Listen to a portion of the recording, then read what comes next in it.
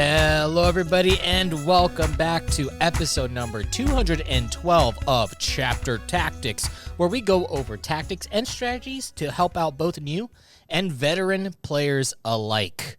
Today, we're talking about fortifications and terrain, some cool mix-ups that's been happening on the Frontline Gaming major events, especially the Lone Star Open that just happened. We're going to be talking about that. I am your host, Magikarp Fly, and with me today we have the usual co-hosts of this episode, or this show, my bad, John P. Woo, usual suspect. I'm back again. Hate this guy. And we have a Demeki. I'm sorry, I blacked out. What happened? Where am I?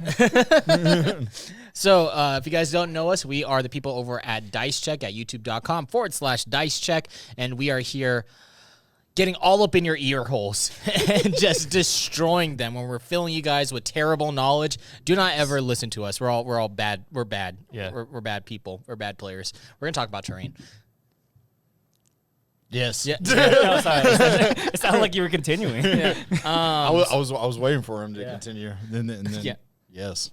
So we are still looking for a new version of the Chapters Tactics intro song. So if you guys are into making music and want to get your idea juices going, you can add your talent to the Frontline Gaming Network. We have some submissions that were put in. They sound awesome. I think that this will be the last week, and then we'll go over them, see which ones Val likes, and then we will use that. So you have one more week in order to get that stuff in. Go ahead and send it over to twitter.com/DiceCheckYT.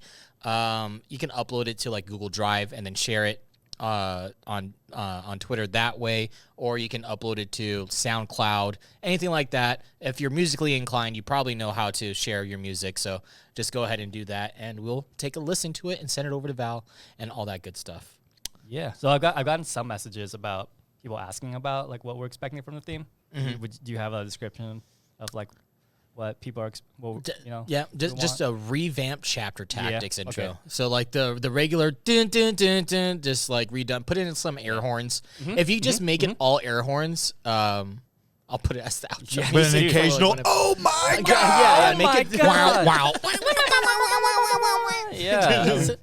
Obviously, something that's a theme song, you hear it, it's time for Chapter Tactics, boys. Yeah. Let's go. Yeah. We are bidding farewell to the regular one that you guys have been hearing for 200 episodes. Woo. Wow. We're gonna.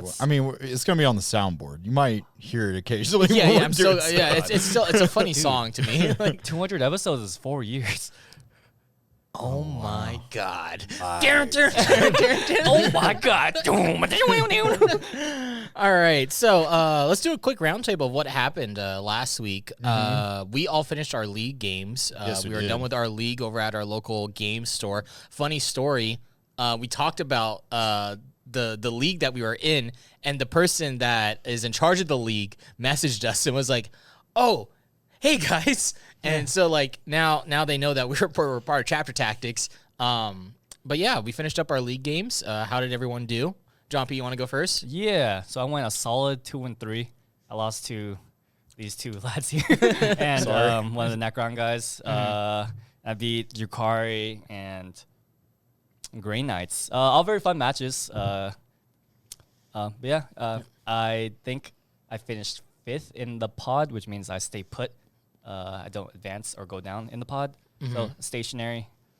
But it's looking like there's going to be less people in the league next season, so I'm not sure how that's going to work with my pod placement, but we'll see when the time comes. But yeah, 2-3, it's all right. I mean, obviously expect better of myself, but fun games overall. Yeah. And you went in with Space Wolves, right? Yeah, when it was Space Wolves. Yeah, and you're switching from Space Wolves to AdMech. Yeah, I'm gonna be switching to AdMech because why not? I have the army and I would like to play it. Yeah, boy. I feel it. Yeah, boy. How were your games with Grey Knights and Jakari? Against Grey Knights, it was surprisingly hard, right? Yeah, it was surprisingly hard. I know they're a little behind. They're still in their 8th edition codex, which for them is not good because they kind of need the extra wound. I feel like if they had the extra wound, it would have been a very, very hard game. Yeah. Astro Aim is pretty brutal. Just being able to just stand somewhere and shoot behind the building with 10 paladins. Yeah. Yeah, not easy to deal with. And then also that just the mortal wound span. Not many armies are equipped to deal with that. So I also had to deal with that too against Necrons because he brought like 2 Satan, which is mortal wounds everywhere. left and right. Yeah, He brought the Nightbringers, right? Satan. Yeah, not Not the Nightbringer. Not the Nightbringer. It's Transcendent Satan. Yeah. Excuse me. I feel it. Yeah, against Drakari. I played against a guy who's like newer to Drakari, so I mean he was still trying to learn the army. So I was helping him out. Like I guess he was also new to 9, so I was helping him out play the game. But yeah, good games. Good. Cool. What about you, Demeki? So I finished first with my Death Guard. I lost to Matt. That was a really good match. Yeah, That was hard. Yeah, It was not. It was back and forth. Yeah. It really was. But it was a good match. Everybody, it was so surprising that one, I did bring Fight Last. Fight Last. Yeah, he brought True Fight Last to Stench Vats. Yeah. But it was just because I learned so much of the army just from playing it recently, and I also had some help from like Kenny and them. That like it just felt good and it felt natural, you know. So like, but I felt bad because like everyone that I played against had an 8th edition codex except you, because you had a 9th, because you were playing your Space Wolves. I'm trying to remember your opponents. So I played orcs. Yeah, you played. I played orcs, Custodes, Grey Knights, and Tyranids. oh, okay. and Yeah, Space wow, it Wolves. was just me. Yeah. That's crazy. And everybody was struggling mostly with T5 and the -1 damage reduction. So, But it felt good. You did a good job. yeah. I had a lot of fun. I mean, it was really fun. And it was also nice to play against because like they were literally the first people I ever played against that wasn't y'all. Yeah. So, and it was a good experience. Like, I think I was a little bit worried because like not playing against one of y'all, I was like, I wonder how these people are going to be, right? Yeah, but they've all been sick. Yeah, they've all been very nice, very super nice people. And really enjoy playing with every single one of them. Yeah, it was a good time. If you're a new player and you haven't tried out going into any leagues or going to like your local game store and picking up games with people there, definitely go try it out if it's available. There are really, really cool people out there. You'll meet people in all different, walks of life, and it's just a good time. Yeah. I mean, and like if you're going to join a league, just keep in mind too that everybody's there for a certain reason, right? Yeah. Whether it be like they want to practice for a tournament or they just want to play for fluff. Yeah. Right? Yeah. So don't feel bad if like you bring a fluff list and somebody brings like A sweaty tournament. list. Yeah, a tournament list. Yeah, people are there for different reasons. Yeah. I mean, best things you can do is just communicate with your opponent beforehand. Just be like, what kind of game you're looking for? I can bring this list. I can bring that list. Blah blah blah. If you're really concerned about that. Yeah. For me, I played Tyranids. I went 3-1-1. So Yeah, you had a tie. yeah, I won 3. I lost 1, and then I tied with 1. I tied with the Grey Knights player. Cool guy. Chris, if you're listening to this, what's up, buddy? He's the one guy that got to play against all 3 of us. Yeah, dude. Yeah. The Grey Knights. Oh yeah, I was saying that Grey Knights are. A lot of people count them out, but like they have a lot of stuff that they can work with. They're pretty decent right now, especially with like the amount of stuff that they can do. The only thing that really hinders them is really just Death Guard, because of the -1 damage. Yep. But besides that, like Astral Aim, what was it, Eredict, the 1 psychic power where they can shoot and then move, is pretty good. So they could just keep popping in and out. Lots of really cool stuff. Sanctuary, Paladin, Paladin bombs, and then like there's also lists that you can run with like Purifier squads, I think, or Purgation squads. I can't remember what it is, but like they're pretty decent right now. If you have Grey Knights, just keep practicing with them. They're really good. They also have that stratagem to come in within 3 inches. Yeah. From deep strike. Yeah. That's scary, especially if like they have a multi-melta. Because like when he did that, I didn't even think about the fact that he might have some type of melta. Yeah. And he was like right next to one of my plague burst crawlers. I was like, I'm about to lose a plague burst crawler. Yep. And his Terminators are OPSEC. Yeah. So did that. Played against Drakari on Overrun. That's mission number 31. It's long ways, hold 2. Or it was hot dog deployment, I guess. Where like this. Right. Yeah. Hot dog. So like long ways, whatever. I think that's hamburger. Our hamburger. I don't know. When I think long, I think hot dog, and then when I think the squish fat side, I think that's hamburger. It's a fat burger. It's mission number 31. Yeah. It's overrun. That was an auto lose for me. That was pretty bad. I couldn't keep up with the amount of speed that Drakari could do, and then also be able to stay on the objectives at the same time. It was a really tough game for me. That one, I think I lost by like 30 points. It was pretty rough. That was a hard one. Yeah. that was pretty rough. And then that was also one where I was like playing around with a different list to try it out, but I didn't like it. And then everything else was like fine. I brought the Harridan for every single match. It was great. I had a great time. Good old Harry. Good old Harry. No one knew what to do with him, and I was just like, all right, I'm just gonna start tagging stuff and start hitting things. I went up against a Telemon for Custodes, because I went up against Custodes, and I was going up against a Telemon with the Harridan, and the only thing that I knew about the game was that I had to kill the bikes, so then they couldn't touch my Harridan. I had to kill his characters because I took assassination, so I just started sprinkling them with like some damage. And then the Telemon, he didn't bring any melee weapons with him because he only had one Telemon, so I just kept tagging him with the Harridan because he's aircraft, so like he can technically fall back and charge and shoot still because he just does a normal move. So I just kept like shooting stuff and tagging the Telemon, and then there's nothing that he could do. The Harridan ended up having like 26 wounds at the end of the game. Oh my And goodness. it was just nasty. But yeah, that was fun. It was good times. Yeah, it's funny that you actually weren't the only Harridan in the league. Yeah, I know. Yeah, dude, my Harridan fell and it broke. that's right. Oh yeah. Its wing broke. I was so sad.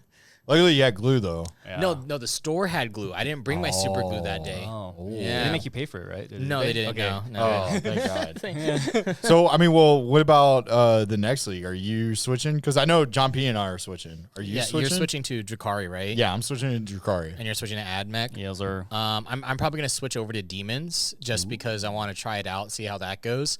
I've been playing so much Tyranids, and I've played them like so much that I kind of just want to change something up and get better with a different army. It was either that or Harlequins, but I don't want to paint checker patterns anymore, and so I'm just like, nah, I'm good. I'll just bring my Demons instead, because like with Harlequins, there's only like a couple of like lists that you can really bring. There's like Soaring Spite, or you can soup with like Eldar or something, or you can run Frozen Stars. But with Demons, I can like soup with like anything that's chaos, right? As long as it's 1,000 points or more, or 1,000 points of 1001. 1,001 of Demons, and I could just bring like Undivided. I could do whatever I want with Demons, and like it's a good time. You always go Inari. Yeah, I don't want to.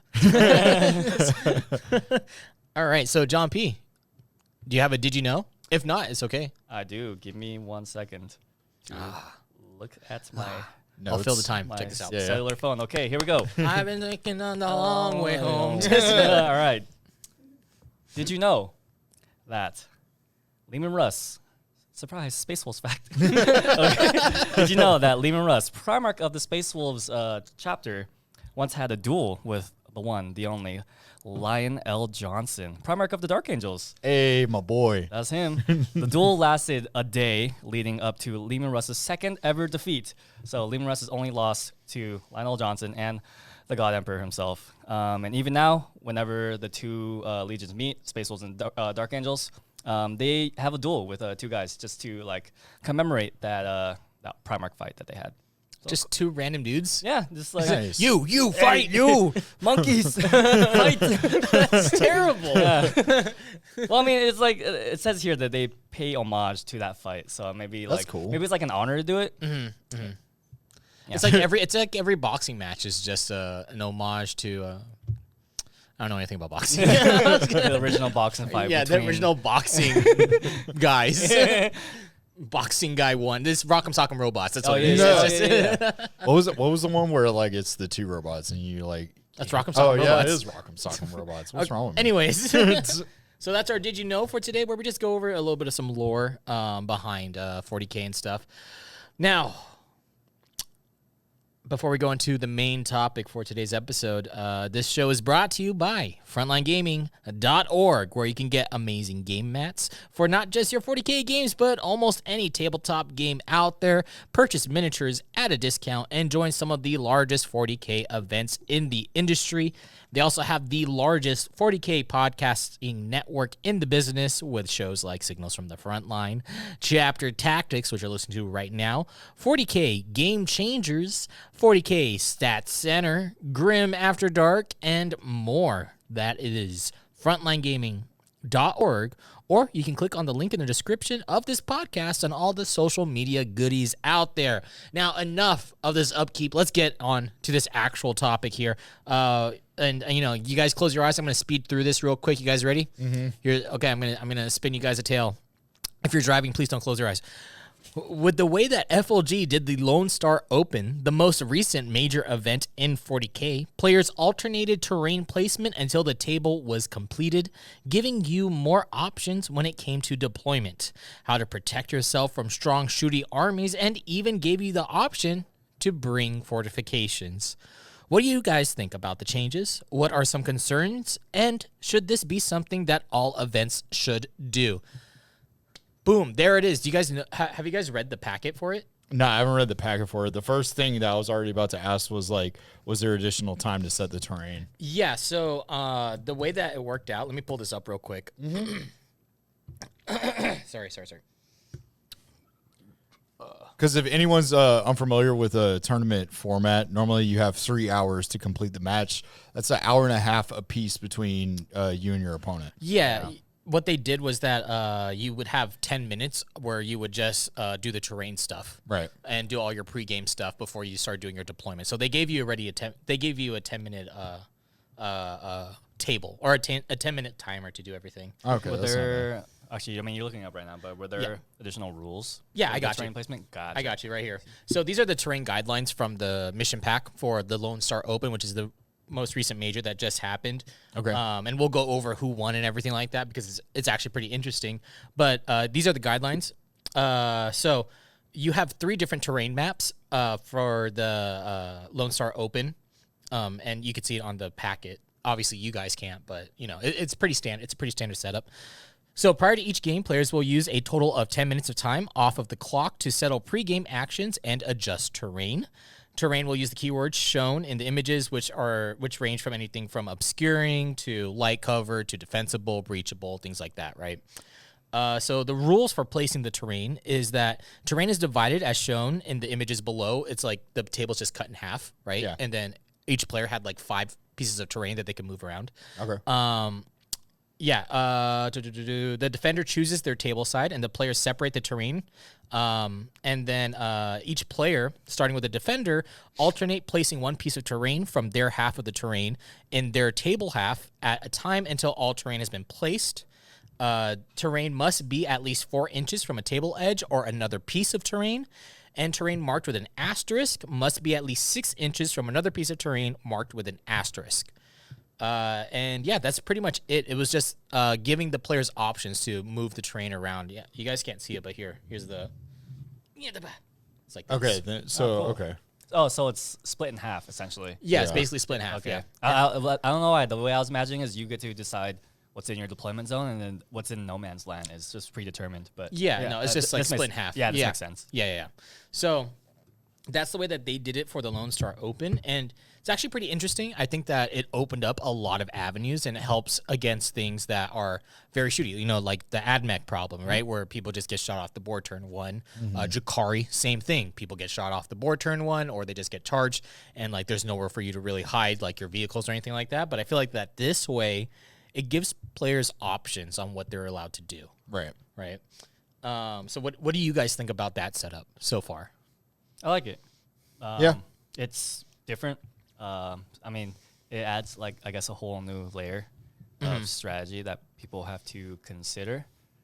You really have to know your terrain, which I mean you should know your terrain in the first place because it's such a big factor in 9th. But yeah.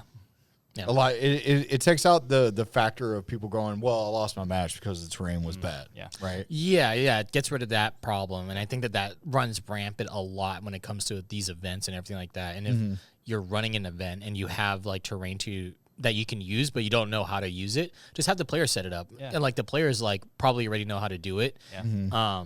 And just have like these guidelines. I feel like it's a great, such a great addition to the game. I think as a TO, it's like a it's like a win for them because now they won't be blamed for people losing because their terrain stuff was bad. So I was like, here, you do it. Yeah. Well, I mean, I think it's cool too because it does add the topic we're going to talk about, the fortifications, right? So now before you wouldn't bring them just because like the table, you didn't know what the table was going to be like. Yeah. Because the rule is for fortification, you have to be 3 inches away from any other terrain piece. So like a lot of the terrain pieces, I mean, like this isn't too bad, and people can't see that, but the furnace, the Death Guard like furnace isn't too terrible. But when you got things like the bunker, the Space Marine bunker, that thing is almost impossible with like how most tables are set up to put down. Yeah. So even something like the Battle Sanctum we have here on the table. I mean, people listening can't hear it, but the Battle Sanctum is pretty big. It's as big as like a Warhound Titan. So it's both big and wide. Yeah. Because I think you got to put down. Don't you have to put down the sanctum and the statue? Because there's a statue that goes with it. You're right. There is a statue that goes with it. Yeah. So before we go any further, I kind of jumped the gun. We didn't even talk about Lone Star and what happened there. So some placings. John Lennon went on to win from Art of War. He won with Sisters of Battle with the new 9th edition codex. So woo, everybody that's running Sisters right now, get all up in arms. Remember when we were like, oh, you know what happened with them? Hey, guess what? They just won a major. So there you go. You know who's happy? Bricky. Yeah. After that, we have Sean Naden coming in with Eldar and Quins. It's a Eldar and Quinn soup, or Harlequins soup. I think it's mostly Harlequins than it was Craft Worlds, but top 2, not Drakari and not Admech. So that's pretty exciting. After that, we have Admech coming in 3rd place from Colin McDade. And then, big surprise finish over here. We got Necrons coming in at 4th place with Marshall Peterson. Let's go. Let's freaking go. Power creep, saying it right now, it's not real. It ain't.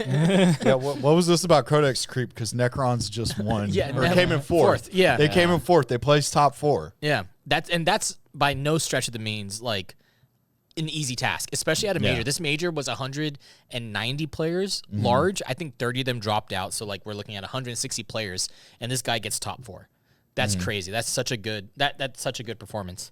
Another good mention is 9th place from our boy Wyatt from the Long War podcast. He comes in with Chaos Space Marines in 9th place. Who said is not possible? The one wound Chaos Space Marines. Let's freaking go. Dude, like whenever, it doesn't matter if they don't get first, it doesn't matter if they get second. It's just proving people wrong. Yeah. Yes. That just because you have an 8th edition codex or that you have a quote unquote bad codex, you can't win. Because it always bothers me when people say that. Surprise. Yeah, you can. It's the player that matters more than the codex. Whoa. Whoa, crazy. And the Necrons Codex, if you guys haven't seen, or not the Necrons Codex, the Necrons list from Marshall Peterson, it's pretty bonkers. Like, it runs like a lot of Lich Guard. Yeah. Oh, really? Yeah. Yeah, I remember you were talking about to Bricky, and Bricky was just like, what is this list? Yeah. It's crazy. Like, just a lot of just, like, punching, melee combat, 6-inch move, everything's OBSEC type of stuff. Pretty cool. If you guys are Necron players, definitely go give it a check over on the Best Coast Pairings app. You can go look at it there, or bestcoastpairings.com. If you are if you're a member, you can log in and everything like that and check out those every single list. And it's pretty interesting, and you get to see who he went up against. He went up against stuff like Sisters. He went up against Custodes. He went up against Admech. He went up against Drakari. He went up against Admech, I think, again, running... it was like an Admech game that was souped with Knights, with the Knight Magera. Oh, or the Knight Magera. That's a brutal night. Yeah. And then also, like, I think it was like 6 Ballastaris and also just blobs of Vanguards. Woo. Wow. So, and he won against that. So, Don't let your memes be or don't let your memes be dreams, guys. Yeah, I mean, it was definitely an interesting tournament because I remember tuning in and I saw the Death Guard, one of the Death Guard games, and it was just straight up almost all vehicles. Yeah. It was nuts. Oh yeah, they had a bloat drone. I remember that. Yeah. They had bloat drones and stuff. They had bloat drones, Mephitic Blight Haulers, PVC, and I think that was almost it. Like, and then the greater bloat drones. Yeah. What were we gonna say, Jumpy? Oh no, I was just agreeing with them because that was the match we were all on Discord talking to each other during. Yeah. The stream. Yeah, and if you guys haven't watched any of the games from the Lone Star Open, you can go check it out at the YouTube channel for Frontline Gaming. They have a lot of the games uploaded onto there, like some of the their featured matches. So go check it out. Very interesting if you guys want to get better at the game and stuff like that. But the reason why we are here is to talk about fortifications, and the reason why I thought about this was because of John Lennon's Sisters List that actually brought a fortification to this event. He brought this. He brought the Sisters Battle Sanctum fortification for Adepta Sororitas. He brought this massive piece of terrain, which is obvious, but honestly, I think is the best fortification in the entire game. It's so. Do you guys even know like what it does? Yeah, prayers to the saint. Are you reading it? Is Yes, that I am. Yes, it provides I'm literally reading it right now. breachable, defensible, like cover, obscuring, inspiring. So besides the terrain features, you want me to read what it does? Well, I could paraphrase it. Yeah, go ahead. So basically, what this is, it literally gets almost all of the rules for like a building, and then also you can have a sister's unit be near it or like within it. I think it's within like 6 inches or something like that. And they can perform an action, and if they finish the action, then they get a miracle dice for free. So that's pretty good. So I'm guessing, did he have a dedicated unit to just be there and just pray? Yeah, and he get could. miracle dice? Yeah, Okay. definitely. And the reason why this is such a good terrain piece is, one, it only has to be within or has to be outside 3 inches of terrain, right? But in the Lone Star Open packet, you can move the terrain around, right? So what this does, like this actually, it almost breaks the game a little bit, right? Because it has obscuring. So you're bringing an extra piece of obscuring terrain with you when you're going up against stuff like AdMech and everything, right? And then another thing is that big models, like things like Keepers of Secrets and things like Knights, you put this outside of 3 inches from other terrain, they can't pass through that area. So you make like an impossible place where they can walk through. So only things that have flying can go past it, and infantry. But like during that time, all these things that are behind here are obscuring. You're getting free miracle dice. And like you cannot damage this building at all. Yeah, right? You can't, no. So that's what makes it so strong. Like when I think that when we were starting to get into 9th edition, we were talking about fortifications, right? And this one, we were all saying this is such a good fortification. It is, and it only costs 80 points. Yeah. Yep. Not only that, but it's really tall, so you could hide anything behind it. Yeah. The only problem with it is that for the action, it does say that they have to be wholly within the structure. So like the unit is exposed, but they still get their +1 to cover and all that. Yeah. Still, the unit's still exposed, but like I don't know if he did it for that reason alone, just to have that, or if he just wanted it there for extra protection or not. That's true. But like regardless, it's so flexible, and I think that brings so much uniqueness to the game, where you not only are you just moving terrain, because the terrain in the pack, it says that they have to be outside of 4 inches, right? 4 inches is enough for a knight to fit through. It's enough for keepers to fit through. It's enough for like anything with a big base to fit through. But then once it becomes 3 inches, then all of a sudden you're blocking off big model pieces, right? Which is pretty interesting. Like, do you know what the base size is for Balistaris? It's about. They're right behind you. They could fit through 3 inches. That's what she said. Let me check. I'll check real quick. Yeah, are you gonna measure it? But yeah. Also, I think with the whole 3. Wait, I lost my train of thought. Well, I mean, like hands down, it probably is the best fortification in the game right now, because like we were talking about this on the way up, was that the Space Marine one is actually absolutely probably hot garbage. It can fit. It can fit. Yeah, I mean, but it doesn't really have to fit. It's not melee. Yeah. But I mean, I'm sorry. Go ahead. But like the Space Marine, the bunker, Yeah. like the bunker is pretty much just a turret. Like Yeah. you're just gonna put it down and It's got that's like it. it's just got an okay gun. Oh Yeah. yeah, I just remember what I was gonna say. With Sisters too, they don't have very many big models, Yeah. so that's okay. They're okay with having very narrow hallways to go through. I think their biggest model is probably the Triumph of St. Catherine. Yeah, or an exorcist or Yeah, something. or like a tank, or maybe the guys. The Nundums. Yeah, the Nundums, or the guys. Or in the Mortifiers. The Mortifiers, that's what Yeah, they're yeah, called. yeah. Yeah, but But more than likely, if it's gonna be in the terrain, I feel like even a 20 unit of Sisters can fit in there. A lot of stuff can fit inside of Yeah. it. Yeah. Mainly, I'm what just she thinking said. about that. No, you broke it. I didn't break it. I didn't break it. A piece just came off. I didn't break it. nothing glue can't fix. Yeah. Well, Possible. whatever it is, right? Like it's interesting to be able to bring these types of fortifications, and Yeah. just like to be able to change the different types of terrain and like where you're putting stuff. Like if you have crates, you can put it in a more strategic area. You can cover up places that you feel like that you won't be able to defend very well. So you put like just maybe one infantry squad there, while everything else that's like major goes into a different area. You know what I mean? And I mean, I think like I mentioned earlier, it just adds that whole another layer of strategy. Mm-hmm. You know, in each game now you get to lay the terrain out exactly how you want it. Yeah. You get to protect yourself, Yeah. or you get to hinder your opponent from doing stuff. But it's not hindering where, you just bring in your terrain and you're just like, looks like that your tank can't move here. Yeah, sucks, buddy. Yeah, sucks to suck. Maybe don't play Imp Guard. 8th edition Codex. Like, Beyblade. yeah. But like being able to control it and still having those rules of being 4 inches apart and stuff like that. This is like the same ruling that I think Age of Sigmar does with their terrain. Oh. So seeing that being brought into the ITC, I feel like is a good step in the right direction for a lot of events. And I think that event should be looking to Frontline Gaming on how to set up their terrain, because terrain is so important in 9th edition. Would you like to add anything onto that, Demeki? Well, I'm looking at the miasmic malignifier right now, which is I have the stats for Yeah, it. yeah, I'm gonna talk about it. Don't Yeah, worry. yeah, There's yeah, some yeah, cool yeah. stuff here. There's some cool fortifications out there that we can talk about. Yeah, definitely. I mean, because like now that I'm looking at that, I'm like, well, maybe this is a possibility. Yeah. You know? I mean, 75 points. Yeah, And- maybe in the match that we play in our stream, we could try something like this out. Yeah, might maybe some shenanigans, but like, I mean, 75 points, I can get additional like cover. We're gonna talk about it. Okay, We're gonna talk okay. about it. Okay, all right. Okay. But let's just talk about the terrain for a Yeah. bit. What do you think about it, John P? Is there anything that you want to add on to the whole terrain, and how it's set up?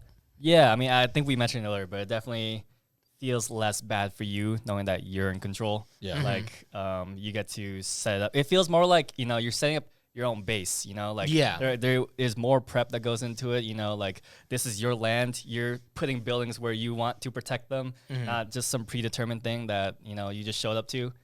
And I you like just it. kind of hope for the best. Yeah, exactly. Yeah. Now, exactly. You're just in control now. Yeah. I feel like as long as it's even, like as long as they keep it even for the number of pieces, Yeah.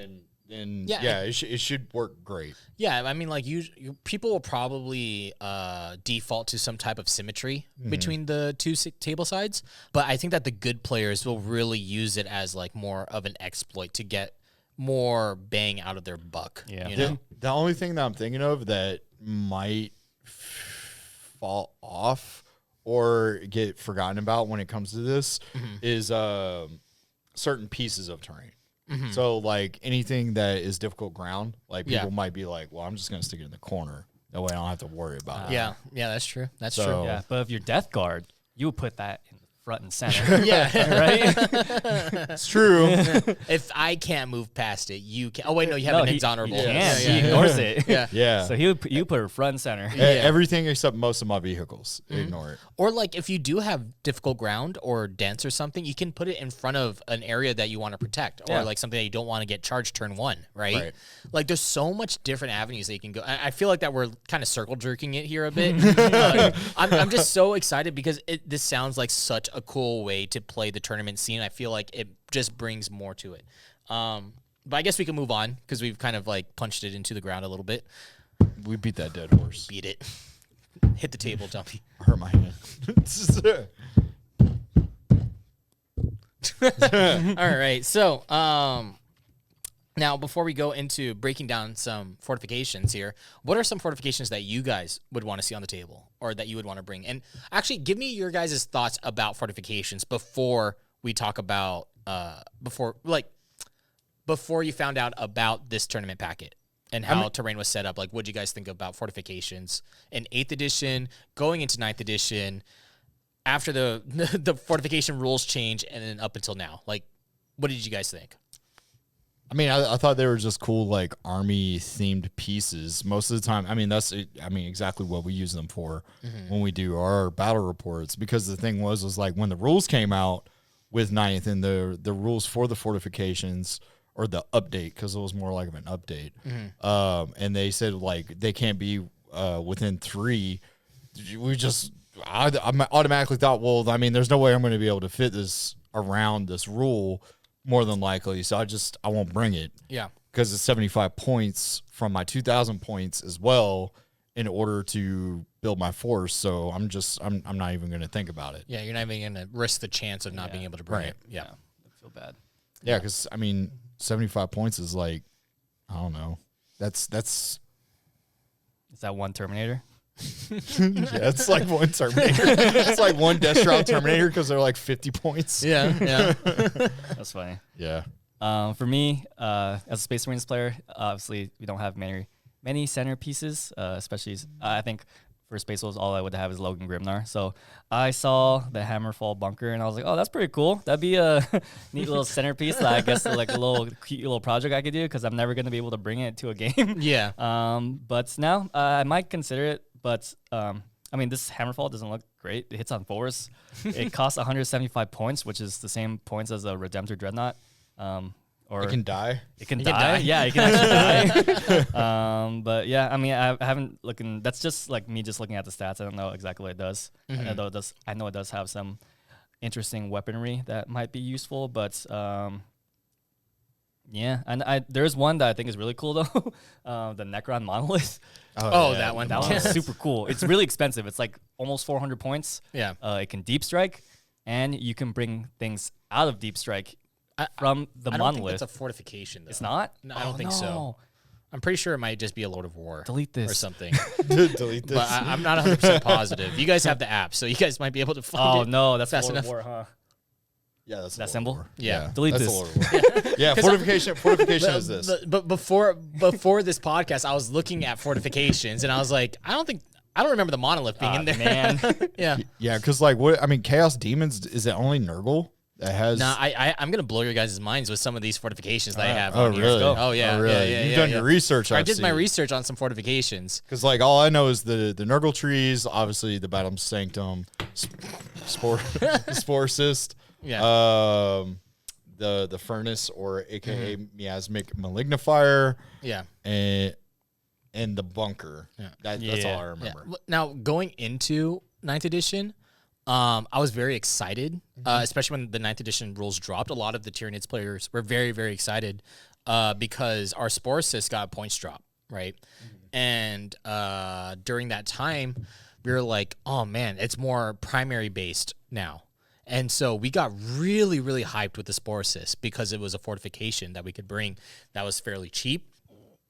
It makes spore mines and all that stuff. So I was very excited to run fortifications. That's why I bought a Spore Cyst to try it out. The week that I bought the Spore Cyst, that weekend, they dropped the new rules that said that you can only bring fortifications as long as it's outside of 3 inches of other terrain pieces. And I was like, shit. Man. So I just decided to just drop it because there was no way I was going to be able to fit it on most maps, or I didn't feel comfortable with the idea that I'm going to bring it for one day because it costs 150 points and be like, well, looks like I can't bring it to this game, so I'm down 115 points. And that just feels really, really bad, especially if you're building your army around the fortification.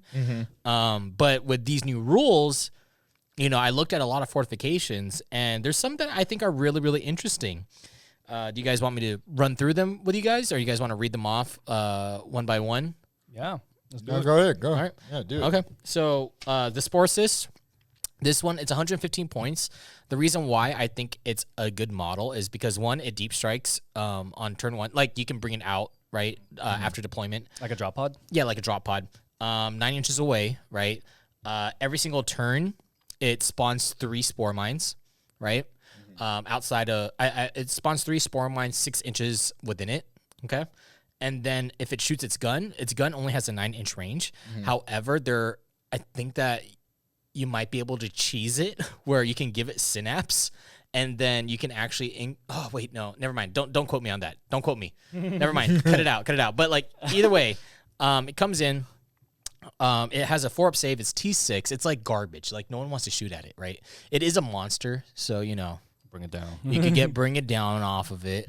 But if you put it far enough, and like if they don't destroy it, like if you bring multiple threats in your list, right, and they decide not to kill this thing can spawn like 6 spore mines per each one of these guys. So if you bring 3 of them and they don't kill any of them, then you could potentially spawn 18 spore mines off of just these guys alone. That's 18 mortal wounds. That's 18 mortal wounds or just 18 bodies that are move blocking people, which is nuts. Like that's what's crazy about them. And that's why I like them.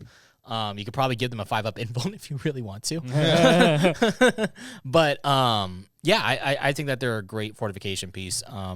So I definitely want to see what that would be like on the table, and I would want to see how that would work against other armies, just for fun. I just want to see what it would be like with this type of terrain packet, right? Dude, Right. Fortification Gauntlet?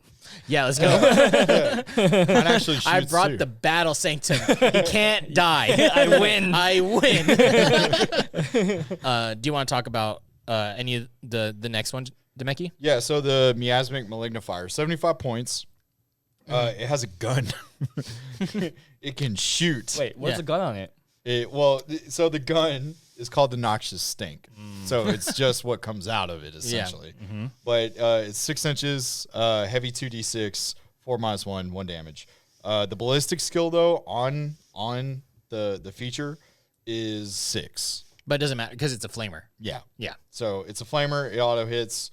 I don't even know why they gave it a ballistic skill. Yeah. I don't even know why they gave it strength. It doesn't Yeah. have any attacks. Yeah. So it's just funny because it brackets, but it brackets its strength when it does bracket. But it has 12 wounds. You can forward deploy it during the deployment when you're setting it up, as long as you're 12 inches away from your opponent's deployment zone. It has light cover, heavy cover, unstable position, and difficult ground.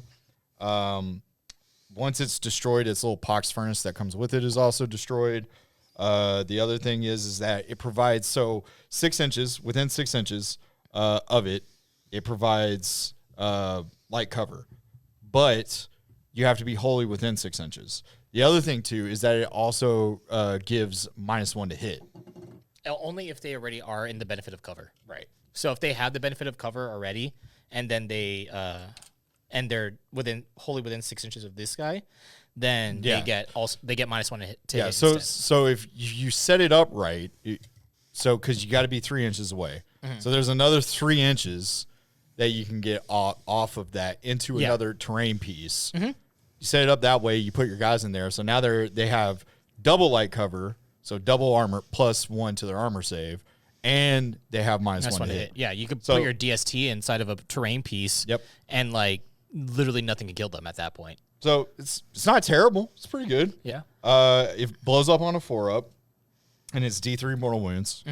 And then Did you mention that it gives off your contagions also? Yeah, yeah, it also that's gives what I was off getting contagion. to. Yeah, okay, so sorry. so it starts off at round 4 like Mortarion, Yeah. which is 9 inches. Yeah. So 9-inch contagion range going off immediately as soon as you put it down, which is really good.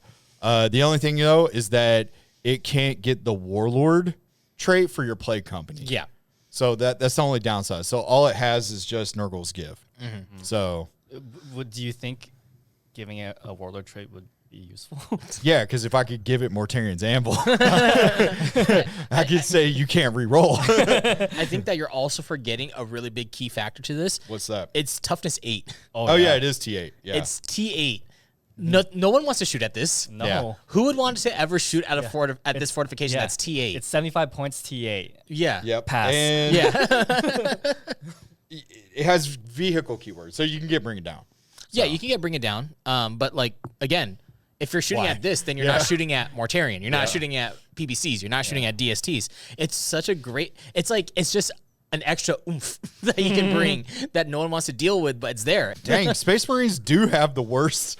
They have like the worst terrain feature.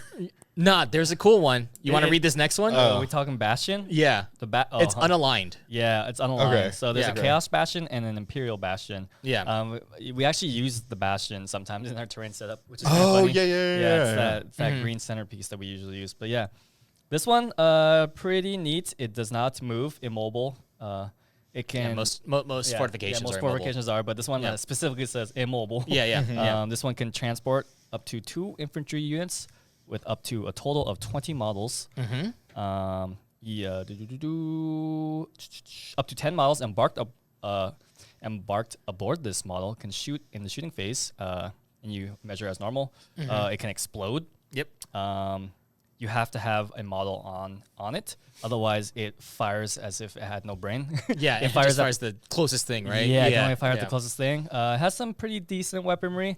There's a lattice cannon with 1 shot, 96-inch range. Yeah. Heavy 8 quad gun, 7 -1/1. Heavy bolter, 5 -1/2. Very, very hard to kill. Yeah. It's 210 points, and with that 210 points, you're getting something that hits on 5s in shooting. It's 20 wounds, saves on 3s. T9. Toughness 9. Toughness 9. It is toughness 9 Yeah. at 20 wounds. So what you can do, I guess, is if you're playing something with a home, like some home objectives, place this on an objective with some OPSEC units. Yeah. And you're good to go. They gotta waste shots shooting at a T9 Yeah. 20 wound thing. Yeah, and you can do lookout sir with it. Yeah. Because it's a vehicle. Yeah, that's So true. it's the same thing with the miasmic magnifier. I didn't even think about that because Yeah. it has vehicle keywords. So Yeah. Right? So I'm Wow. opening up your guys' brains right now, huh? Like these fortifications aren't bad if you have this map, if you have this packet. Yeah. You can definitely, and then like that thing is huge. So it's another reason, like you bring that, there's no, you just, nothing can pass through it. No, it's not breachable. It's not breachable. So like you're just basically blocking off this area. I mean, if it was breachable, you're just gonna be met with the guys that are inside. Yeah, and then I think that it says that it can shoot within, even though there are models within 1 inch of it. That might be true. Yeah. Let me see that. This model can shoot in your shooting phase. Yep, that is true. Yeah, and then it says that the people inside, whatever modifiers and effects are applied to that terrain piece, the models inside have that too. So really? I think that I'm not 100% sure. Chat and the comment section of this episode, you guys can correct me if I'm wrong, but since it can shoot within 1 inch, wouldn't that mean that also the models inside can also shoot within 1 inch? Yeah, so it says when they do so, any restrictions and modifiers that apply to this model also apply to its embarked models. Yeah. That raw rules is written.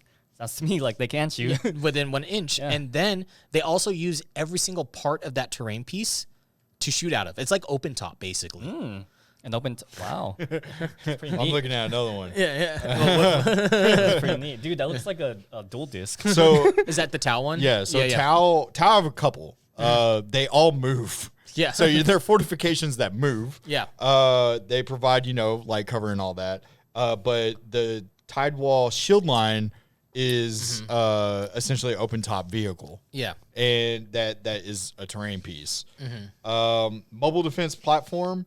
So you can move the Tidewall shield line or defense platform.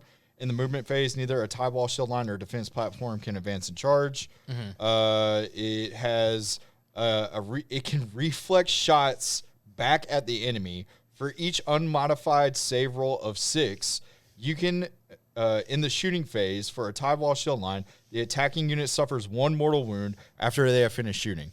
That's literally riposte, right? From Black Templars? Yeah, and custom robots have the same thing. Yeah. That's pretty cool. It's pretty Yeah, fluffy. that is. I like it. Yeah. It's like Mirror Force. Yeah. And then when the shield line includes a Tidewall defense platform, and both models are set up in the battlefield, they have to be set up 1 inch from each other. Yeah. What's its stat But line? they're treated as separate units afterwards. What's its toughness? So the defense platform is T7 with 10 wounds, And then, of course, the Tidewall Shield line, which would be the one that you would want to use the most, more than likely, is 10 wounds at T6. Well, you only get 1 point for bring it down. It's 75 points, though. And I think you have to bring... Maybe you don't have to bring both, but it's 75 points for each.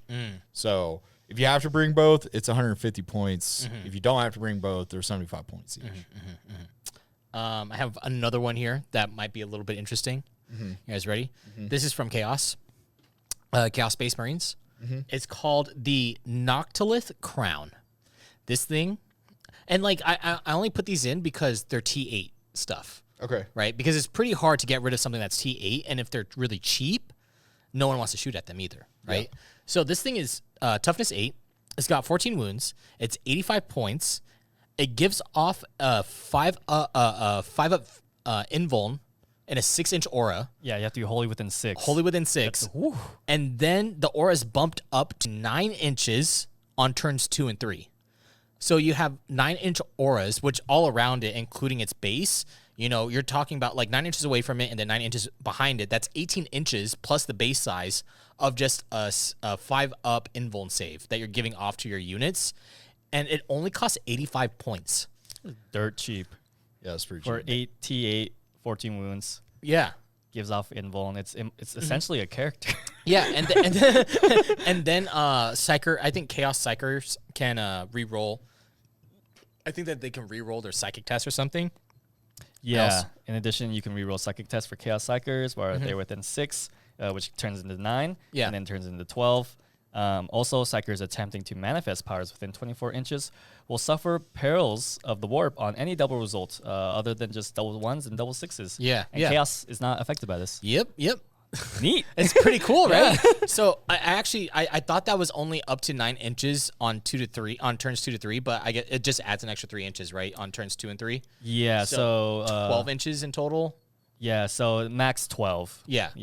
So you have 12 inches, which is a 24-inch bubble of a 5-up invuln, and you could bring 3 of these guys because they're only 85 points. Yeah, so just your entire deployment zone could be 5-up invuln. Yeah. Imagine that with a huge blob of like noise marines, or just like anything like that's pretty annoying to deal with. Yeah.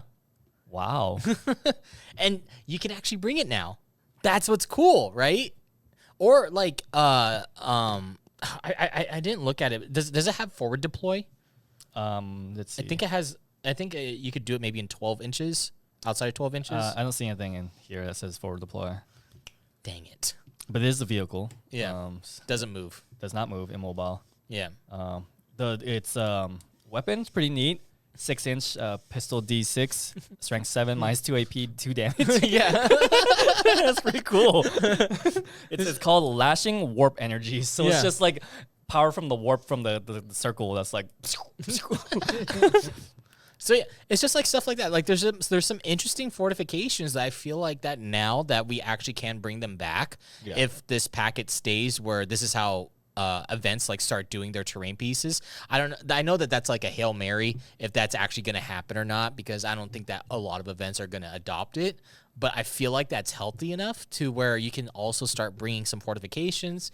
And if you start bringing some fortifications, there might be some jank stuff that you could bring that can really help out your list. I mean, like if John Lennon, can reach into the pockets of Sisters and take out the Battle Sanctum, which is a huge piece. I mean, like what's the size of this? It's massive. Like what's the width of this? Let me check real quick. Yeah, go ahead. All right, podcast. We're just gonna check the width of this real quick. We're gonna see how big this is. Right here. This is that's 9. 8 inches. 8 around, inches? Okay. Over 8 inches wide. It's definitely over 5 inches tall. I mean, it's as tall as a Warhound Titan. Yeah. Yeah. It's as tall as Toby. But Well, it's as tall as Toby. Yeah. it's over 8 inches wide, and like in a regular area, it's not gonna be able to fit anywhere. Plus, you could put your cool character on the balcony. Yeah, That's true. And then like also another cool thing, just saying here, just spitballing. Honestly, I think that this the Sisters Battle Sanctum, is like the best fortification in the game. But if you have a unit that has fly, you can plop them right here. On top of it? On top of it. And then nothing can charge it or get into combat range of it because this isn't a second story building. No, it's no, it is. It's scalable. Never mind. There's some stuff inside, so you can scale it. Yeah, I was gonna say, you could put just like 10-man squad of Zephyrim, make them a while we stand target, just plop them there, and the second, come get me Or shoot me. Yeah. Is there anything else that you guys want to talk about when it comes to terrain and fortifications? Anything else? Well, so like with the new GW events, right? Mm-hmm. They also have like you've seen their style, right? Yeah. I think they did that on purpose, and I'm wondering if it is because they're trying to encourage people to bring fortifications. Because it's very scarce terrain setup. Yeah.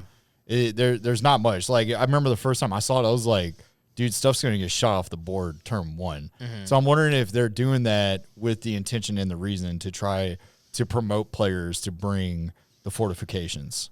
Well, I feel like people would if everything had the same amount of stuff. If like everybody had a battle sanctum. Yeah.